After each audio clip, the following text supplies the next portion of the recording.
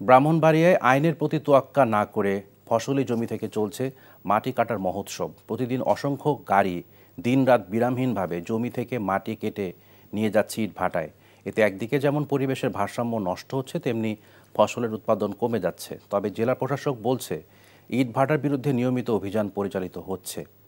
ব্রাহ্মণবাড়িয়া থেকে শিহাবুদ্দিন বিপুর পাঠানোর রিপোর্ট। ব্রাহ্মণবাড়িয়ায় ১৭৯টি ইটভাটা রয়েছে। এর মধ্যে ১১০টি অবৈধ।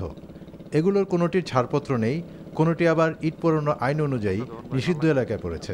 জেলা সদর সরাইল, বিজয়নগর, নাসিরনগর, আশুগঞ্জ সহ বিভিন্ন স্থানে ফসলি জমির পাশে গড়ে ওঠা এসব ইটভাটার প্রয়োজনীয় মাটি সংগ্রহ করা হচ্ছে ফসলি জমি থেকে।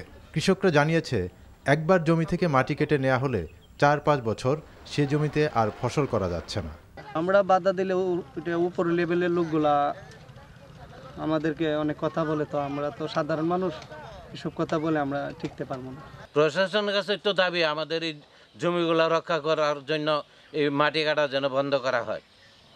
জেলা কৃষি সম্প্রসারণ অধিদপ্তরের উপপরিচালক বলেন, এভাবে মাটি কাটা অবৈধ, এই ব্যাপারে সচেতনতা জরুরি। যদি কোথাও 2 ফসলি বা 3 ফসলি জমি কর্তন করে, সেটা কিন্তু সরকারিভাবে নিষেধ করা আছে। জমিতে দেখেন কোথাও কোথাও এত গভীরতা করে পাশের জমিগুলো কিন্তু ক্ষতিগ্রস্ত হয়। তো এই বিষয়গুলা কিন্তু সামাজিকভাবে আমরা সচেতনতা করতে হবে। এই বিষয়ে ব্যবস্থা নেওয়ার কথা বলেন জেলা প্রশাসক। তো রেগুলারই আমরা মোবাইল কোর্ট করতেছি, শাস্তির আনতেছি, কিন্তু বেশিরভাগ যেগুলো হচ্ছে যে আপনার রিমোট এলাকাগুলোতে। আমার যেহেতু মেসের ট্রেনিং এ ছিল, তারা আসতেছে আগামী মাসের মধ্যে, হয়তো 8-10 জন আসবে আরো, তাহলে আমরা ফুল পেজে আরো কাজ করতে পারবো।